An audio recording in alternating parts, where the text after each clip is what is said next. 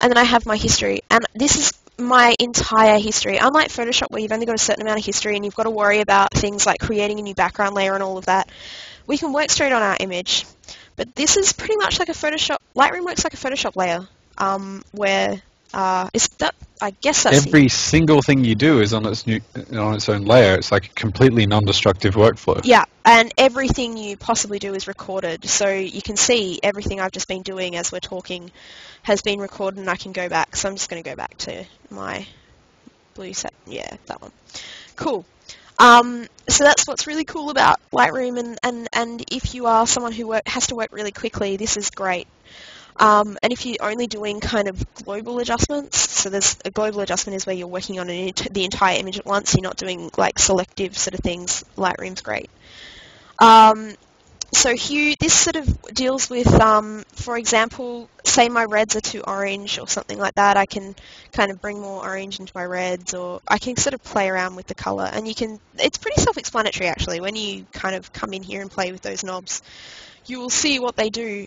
It's basically picking what tone of purple or what tone of orange or red or green you want over that entire image. And luminance is basically how bright, for example, I'm editing how bright my red is and how dark my red is. So that's pretty much, you know, brightness, darkness, or exposure, how overexposed my colors are. This is an awful photograph. Wow, I'm sorry. It's actually not the model's fault. It was me shooting badly this day. We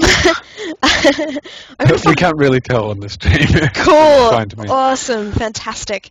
Okay, that's embarrassing. You're like, hey. Okay, cool. So, split toning down here. This is cool. You know, I use this a little bit because basically you can bring some use hue and saturation, and you've got, this is in your highlights, how much hue or saturation is going into your highlights, and it's like a layer going over the top of it with a bit of, you know, a color. You go how much of that color you want, and then you drag along and kind of pick a color, and then in your shadows, how much of a color you want, and this is how you create those vintage effects that are going around at the moment, is these split tones. So there we go. The old Instagram filters. The oldie Instagram-y filters, yo. It's how you kind of create that look. That's an awful look, but I'm just going to go with it for the time being. Detail is where you find your sharpening, and I'm running out of time, so I'm just going to go through this quickly. But, you know, how much sharpening, it's pretty straightforward. How the amount of sharpening, the radius of pixels it's affecting. So if you want it to be kind of, you know, radius is something you have to look at, I think, on screen. So actually have a play with that and see what the radius does. But it's quite handy to know. Detail, masking, they're all kind of play around. It's hard. It's easier to see than explain, I think. You might agree with me. I don't know, Matt. Yeah. Noise reduction is basically noise. This image doesn't have a lot of that, but you know, if you're shooting in low light, you can kind of reduce your noise a little bit. It does make things go a bit fuzzy, but that's cool. In our lens corrections tab, you know, we can play around with our lens, how our lens looked. Just remember, it's still going to distort your image and such. So I think I more use that for if I'm straightening buildings, or you know, if it's shot with fisheye and I kind of want to reduce that a little bit or whatever. There's lens vignetting here, but there's also post-crop vignetting down there, which I tend to use more so. Chromatic aberration, that can come in handy at times, and chromatic aberration is basically it's your lens kind of giving off colours pretty much around the edges of things. Yeah, because the different frequencies of light colours, like between your blues and your reds, they filter through your lens at different rates, so you get, like, your reds are shifted off to one side and your blues are shifted off to the other side. Yeah. Pretty much. Exactly. You're better at explaining this stuff than me. You're so good. Okay, cool. So this is my, I mentioned vignetting before, and this is my post-crop vignetting. And post-crop means that it'll, you know, if I crop it, that's where that vignette's going. And it will kind of adjust to what my crop is. And yeah, once again, have a play with that, but that's how you get these Instagram-y type effects that everyone's so totally into right now, that'll probably end up being the selective color of 2012, and we'll all look back and go, why were we doing that? Yep. It already is, kind of. We're all like, oh, looks like Instagram. Awkward. Alright. So I just hit reset on that as well. I just decided I wasn't sure about that, so I'm going to come back and show you. So to reset the photo, you can go here. Okay, so this is where Lightroom gets awesome, because say I really like this effect, which I actually don't, but let's say I loved it. Let's say it was awesome. So I'm going to actually grab a group of images that are reasonably about the same exposure and select them. There we go. And that image there isn't. There's going to be some goober images here because I asked Imi to dance. So what I'll do to save, here we go. We'll get this photo, we'll edit this. So these are all quite a bright exposure. I'm just going to bring that exposure down a smidge. I'm going to fix my white balance a tad. It's actually not that bad. As I said, I like a little bit of a blue tone on this because of the blue makeup.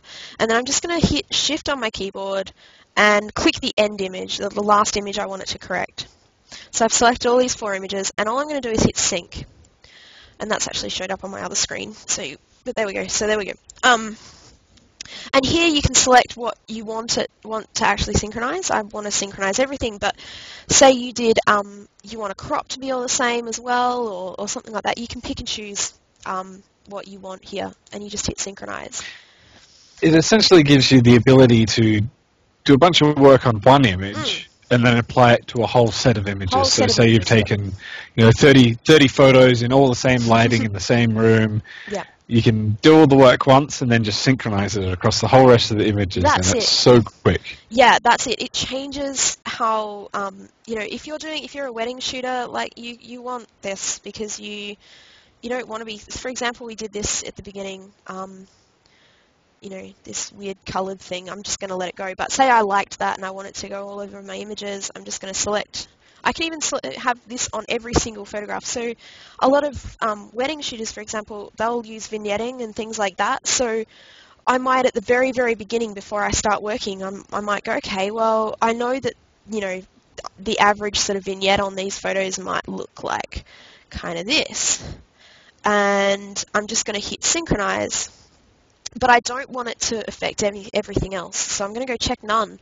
But I'm going to go, and I'm having a moment where I can't exactly find it. That's really bad. There's lens vignetting. There we go. Effects post-crop vignetting. My gosh, how did I do that? Okay, so I'm just gonna make sure that carries over. I'm going to uncheck grain. And that's going to put that exact same vignette, but not copy everything else that I didn't select on everything. So if you think about how that can be used, you might chuck sharpening over the top of it. You might chuck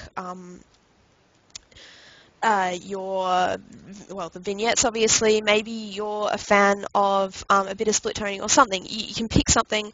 If you've got a lens on the same focal length, you may remove a lens spot or something like that. And actually, I should show you how to remove a lens spot.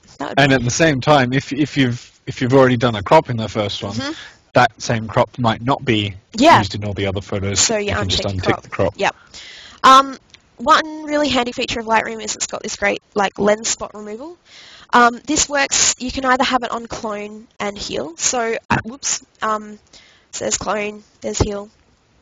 So I prefer heal because what heal does, it's exactly like Photoshop's heal, where basically it copies the texture. It doesn't.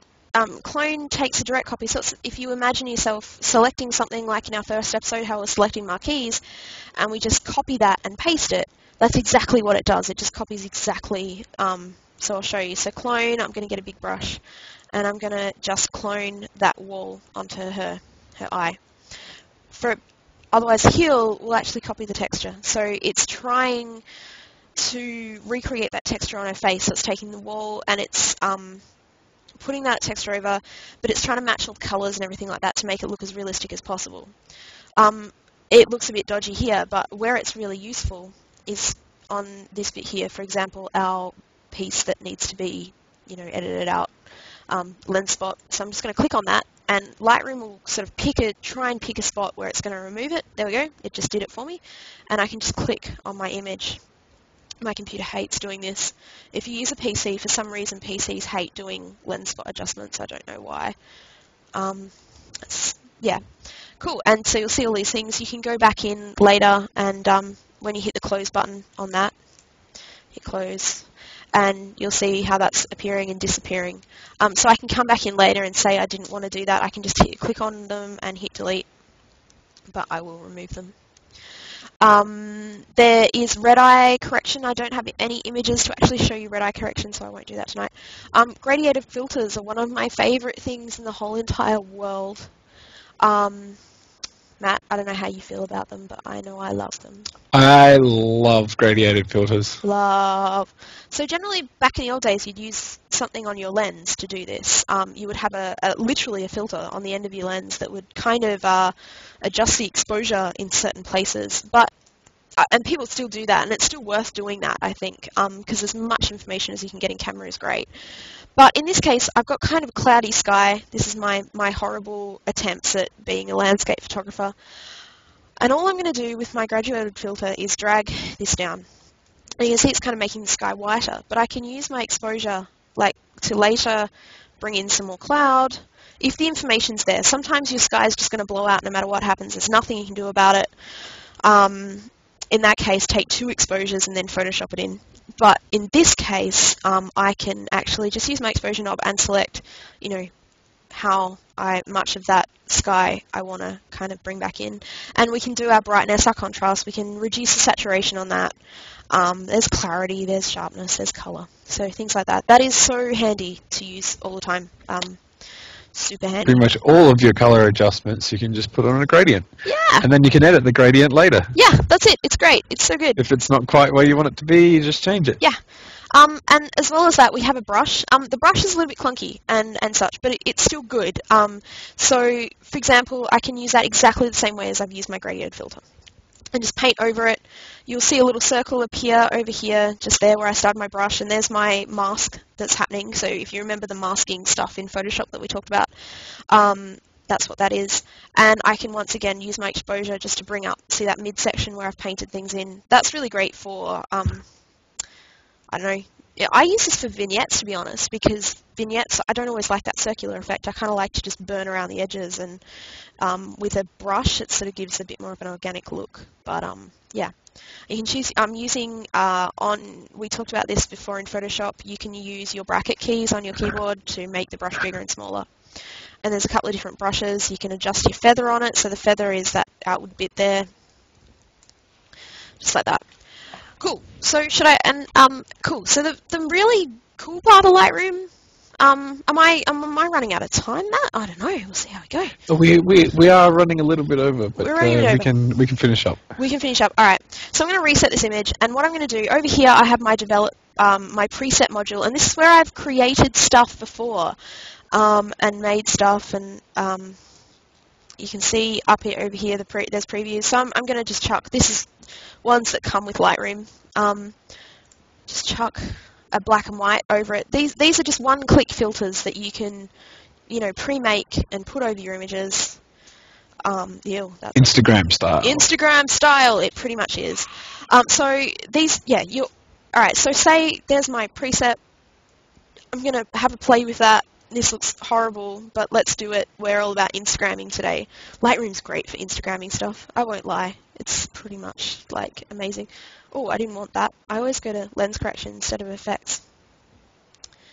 Come on, baby. Go down. All right, so here we go. Instagram style Melbourne. Perfect. Okay. All right, so say I really like this preset. I can actually go to Develop, New Preset, and I can go, my preset name is Instagram Yo. And we can put it into a folder, so I can go new folder, I can put it into one of the ones before. You can download these off the internet, you can share these are great. You can like your synchronize button that we had earlier. This is pretty much synchronized, so you can choose to check all or check none. I'm just going to go check all and create. So let's come into a different part of my library, and let's talk to Imogen again, because I love these photos of Imogen. She's so awesome. Okay, and I'm going to come into my Develop module again, and you'll see down here in User Presets I have Instagram Yo, and I can click on that and apply that same develop preset, and that's saved in Lightroom for good for later. And yeah, it's great. And I can, if I'm editing different things at once, which sometimes if you